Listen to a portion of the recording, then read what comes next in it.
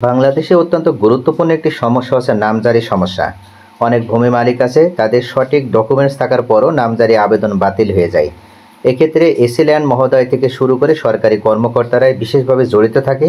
তারা চায় যে কৌশলে কিছু টাকা হাতিয়ে নেওয়া যায় কিনা, আর এই কারণেই একের পর এক নামজারি আবেদন তারা বাতিল করে। তবে এখন থেকে 2025 সালে নতুন যে নিয়ম চালু করা হয়েছে, আপনার নামজারি আবেদনের সাথে যদি এই অতিরিক্ত ডকুমেন্টসগুলো আপনি উপস্থাপন করতে পারেন, তাহলে আপনার নামজারি কখনো বাতিল হবে না।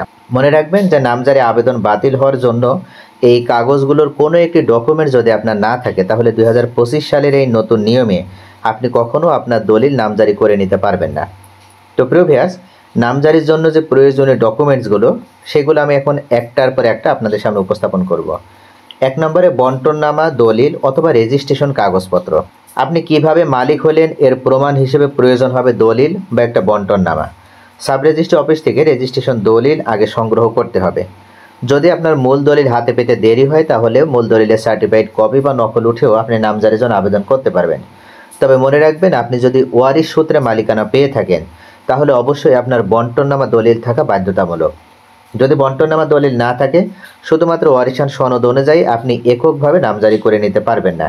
এক্ষেত্রে সকল ওয়ারিশ সম্মিলিতভাবে যদি আপনারা যৌথভাবে যৌথ খতিয়ানের অন্তর্ভুক্ত হয়ে নামজারি করতে চান, তাহলে আপনারা যৌথ খতিয়ানের ভিত্তিতে নামজারি করতে পারবেন। দ্বিতীয় পর্যায়ে খারিজ পর্চা বা খতিয়ান। নতুন মালিক হিসেবে আপনার নামে খতিয়ান করতে হলে পুরানো মালিকের খতিয়ান দরকার হবে। অর্থাৎ পুরাতন মালিক, উনি যে সর্বশেষ যে রেকর্ডে মালিকানা পেয়েছিলেন, সেই সর্বশেষ রেকর্ড খতিয়ানটা দেখাতে হবে। যদি উনি ক্রয় সূত্রে মালিক হয়ে থাকেন, তাহলে অবশ্যই ওনার একটা খারিজ খতিয়ান আছে, সেই খারিজ খতিয়ানটাও আপনার প্রয়োজন হবে। 3 নম্বরে নকশা বা ম্যাপ। SARS বা সিটি সার্ভে অনুযায়ী প্লট নম্বর বা জমির পরিমাণ স্পষ্টভাবে উল্লেখ থাকতে হবে।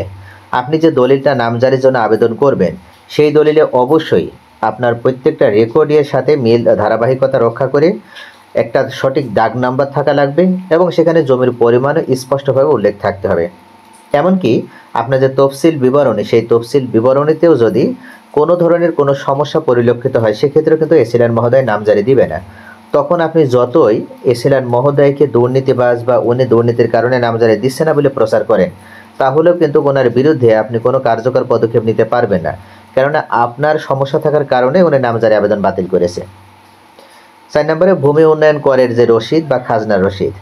আপ টু ডেট খাজনা পরিশোধের প্রমাণ দেখাতে হবে। এখন ডিজিটাল রসিদ গ্রহণযোগ্য।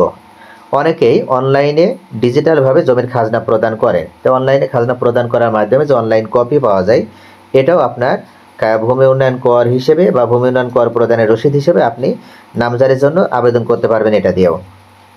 5 নম্বরে অংশীদারদের অনাপত্তিপত্র বা NOC।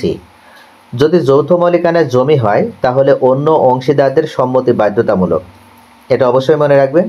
যদি আপনার যৌথ জমি মালিকানা জমি হয়, তাহলে অন্য যারা অংশীদার রয়েছে তারা যদি সম্মতি প্রদান করে, এটা যদি দালিলিকভাবে তারা যদি সাক্ষী হিসেবে দলিলে উল্লেখ থাকে, তাহলে আপনি নামজারি পাবেন।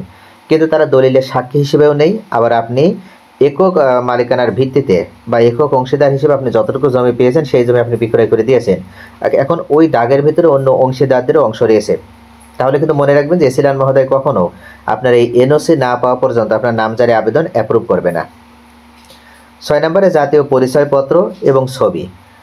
যিনি নামজারির জন্য আবেদন করবেন, সেই আবেদনকারীর NID লাগবে এবং 1 কপি ছবি আবশ্যক।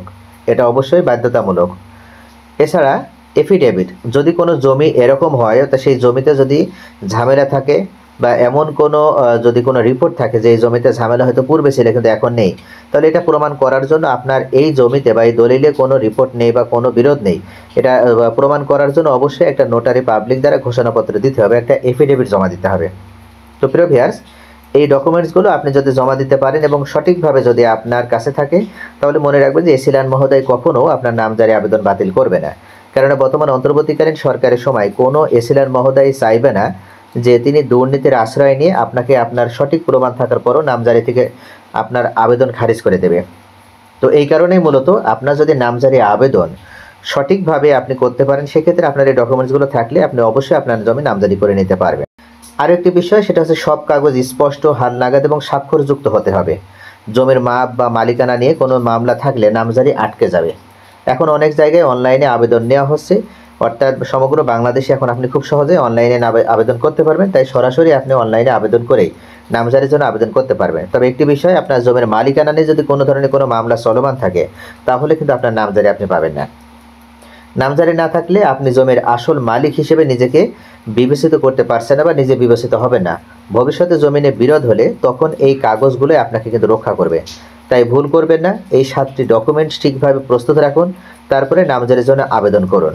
তো প্রিয় ভিউয়ার্স, আশা করি বুঝতে পারছেন যে নতুনভাবে, নতুন আঙ্গিকে, নতুন নিয়মে এই 7টি ডকুমেন্টস আপনার থাকলে আপনার নামজারি আবেদনকেও আটকাতে পারবে না। অবশ্যই আপনাকে আপনার সঠিক যে সরকার নির্ধারিত ফি, সেই সরকার নির্ধারিত ফির ভিতরেই আপনার জমি আপনি নামজারি করে নিতে পারবেন।